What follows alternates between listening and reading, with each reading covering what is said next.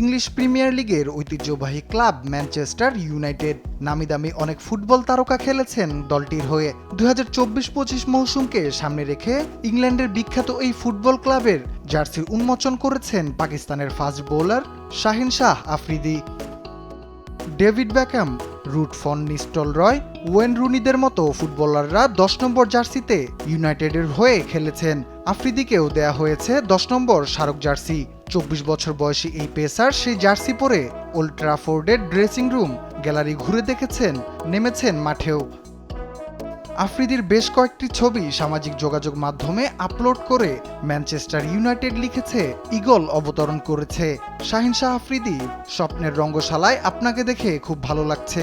যে কোনো সময় এখানে আপনাকে স্বাগত জানানো হবে। আগামী শনিবার লন্ডনের ওয়েম্বলি স্টেডিয়ামে নগর প্রতিদ্বন্দ্বী ম্যানচেস্টার সিটির বিপক্ষে কমিউনিটি শিল্ড দিয়ে 2024-25 মৌসুম শুরু করবে ম্যানচেস্টার ইউনাইটেড। রাফিউল ইসলাম রাতুল, স্পোর্টস ডেস্ক, দেশ টিভি।